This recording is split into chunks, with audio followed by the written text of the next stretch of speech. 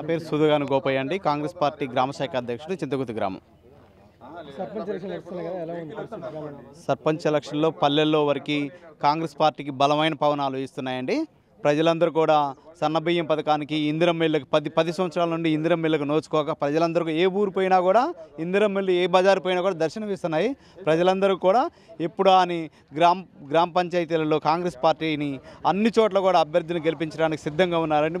ముఖ్యంగా పేద మధ్యతరగతి ప్రజలు, ఎస్సీ, ఎస్టీ, బీసీ ప్రజలు కాంగ్రెస్ పార్టీకి అధిక సంఖ్యలో మద్దతు తెలుపుతున్నారు. ఊర్లలో, విలేజ్లలో బ్రహ్మరథం పడుతున్నారండి. 6 గ్యారెంటీల్లో ఒక్కటే అమలైంది, మిగతా అమలు కాదని చెప్పి ఆరోపిస్తారు బీఆర్ఎస్ నాయకులు. ఏం చెప్తారు? ఒక్కటండి, మా గ్రామంలో చూసుకుంటే, మా చింతకుర్తి గ్రామం బీఆర్ఎస్ పరిపాలన 10 సంవత్సరాల్లో ప్రతి ఇంటికి వచ్చిన పథకం ఒక్క పేరు చెప్పండి, మీరే చెప్పండి. ఏం లేదు. ఈరోజు ప్రతి ఇంట్లో 3 పూట్ల సన్నబియ్యంతో తింటున్నారండి ప్రతి పేదవాడు.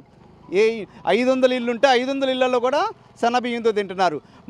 మా ఊరికి వస్తే ప్రతి బజార్లో కూడా, ప్రతి వీధులలో కూడా 2-3 ఇందిరమ్మ ఇళ్ళు ప్రారంభమైనవి.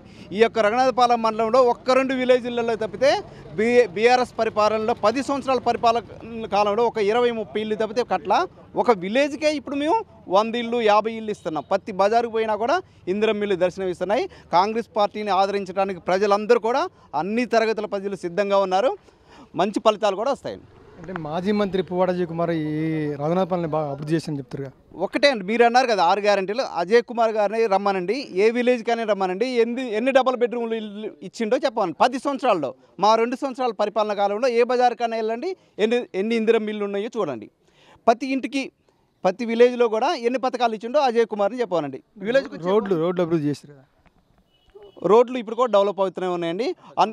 తుమ్మల నాగేశ్వరరావు గారి పరిపాలన కాలంలో ఇప్పటి వరకు 2 సంవత్సరాల్లోనే మా చింతకుర్తి విలేజ్ చూసుకుంటే ఒక 1500-2000 పాపులేషన్ ఉన్న విలేజ్లోనే 60 లక్షల రూపాయల రోడ్లు ఇచ్చిండండి.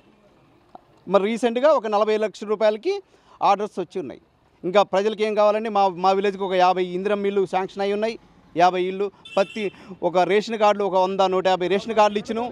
ప్రతి గల్లీకి కూడా ఇల్లు లేని పేదవాడు ఎవడైనా ఉంటే, మా మంత్రి గారు ఒకటే చెప్తున్నారు నినాదం, మా మంత్రి గారు అయిన తుమ్మల నాగేశ్వరరావు గారు, గుడిసె పొడుగు తీసుకొని రండి, ఇందిరమ్మ ఇల్లు సాయంత్రమే తీసుకొని పోండి అంటాడు. ఇందిరమ్మ ఇల్లు సాయంత్రమే నేను ఇప్పిస్తా, గుడిసె పొడుగు చూపించను అంటాడు.